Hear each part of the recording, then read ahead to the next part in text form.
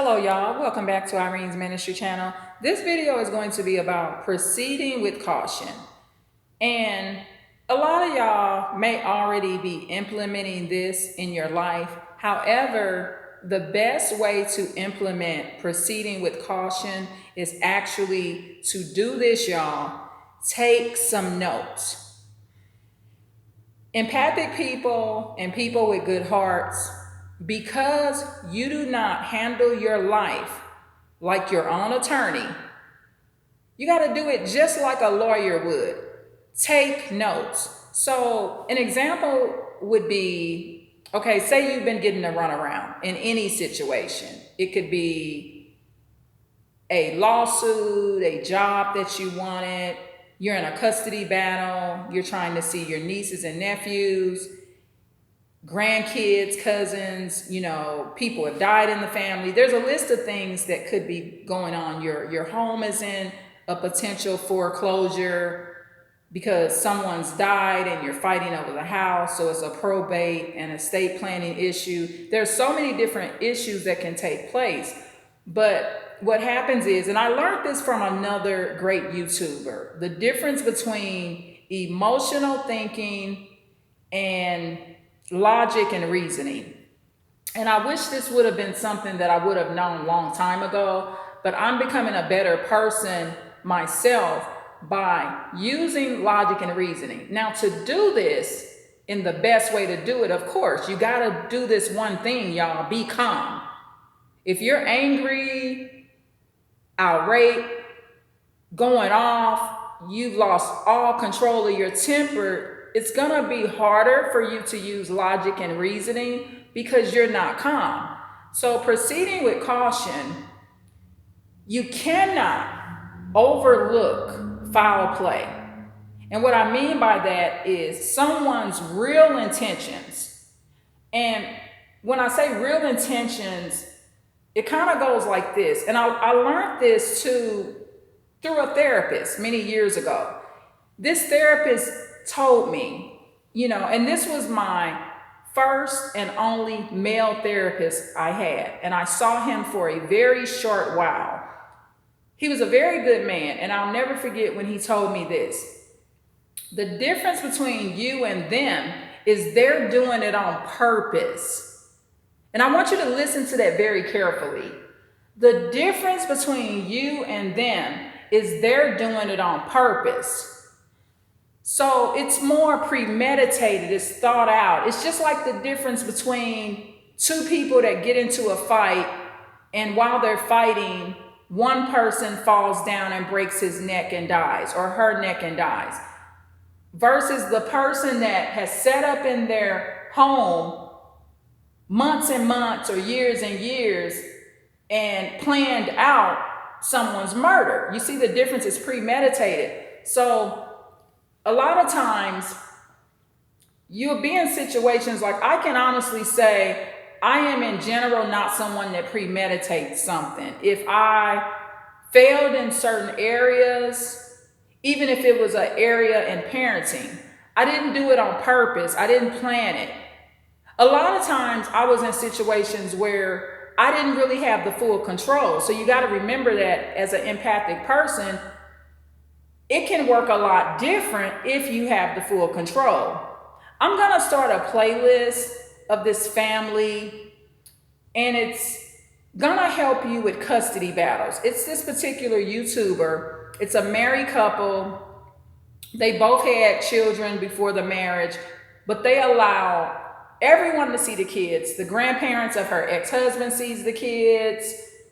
Her new husband's parents see the child that they have together now. It's a very friendly atmosphere as far as when it comes to custody. Now, if they divorce, would it be friendly?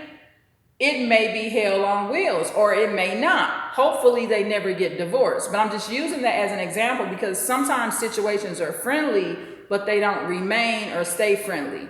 So proceeding with caution would be an example of, it's something you've been asking for, or you've been trying to mediate or work something out, and the other people or situations or organizations have been pretty much premeditating wrongdoing or foul play against you. So suddenly they seem to be more friendlier. Sometimes it's another empath doing it.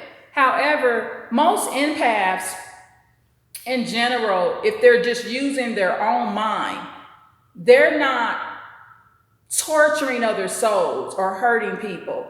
But what happens sometimes is sometimes the empath is listening to other psychopaths and narcissists, and they come to their senses. Hopefully it's another empath that's going to be offering you what you want. And they realize, well, I've been manipulated. I shouldn't be keeping this man or woman away from these kids, or I shouldn't be not allowing this man or woman to not have part ownership of this house because such and such has died and the house has been left to all of us.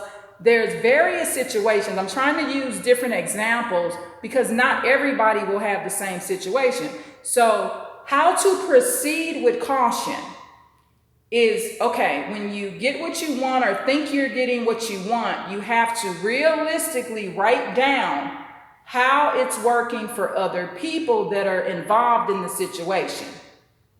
And because a lot of times this type of scam or behavior has already been ran on someone else.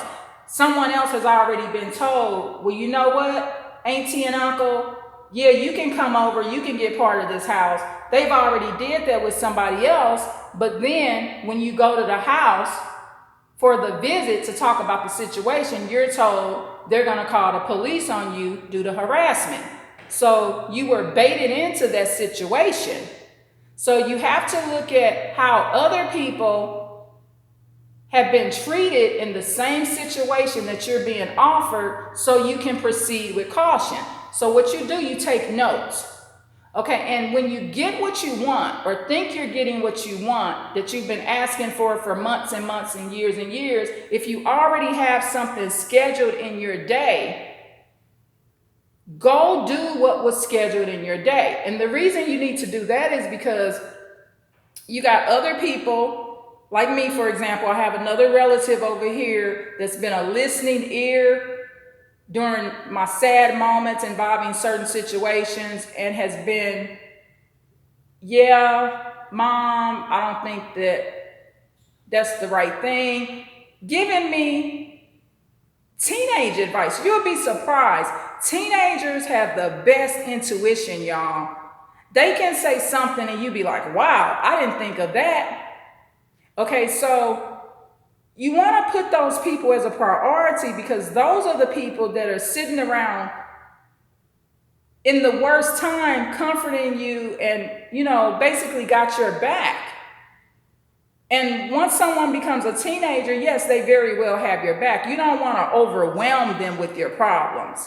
As a parent, you don't overwhelm them. However, you got to move on about your day. So with this situation that I was involved in, I basically made a choice. I did it with logic and reasoning, okay? This is something I've been asking for or requesting. It may be coming my way. I got this message offering me a particular thing, whether it be part of a piece of property, part of a discussion, part of a meeting, whatever you've been asking for. However, you had something planned in your day. So I went and did it. I proceeded with caution.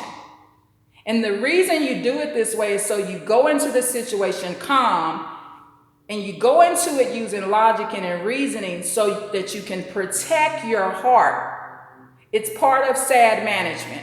Part of SAD management is protecting the heart and proceeding with caution. Please like, share, and subscribe. I hope y'all enjoyed this video. I appreciate y'all so much. I love you and tune in for more. Thank you so much. I got more coming. Proceed with caution, y'all. This advice will save you from a lot of trauma. Proceed with caution. Proceed with caution. Because danger can await. Proceed with caution. Don't forget this. Thank you.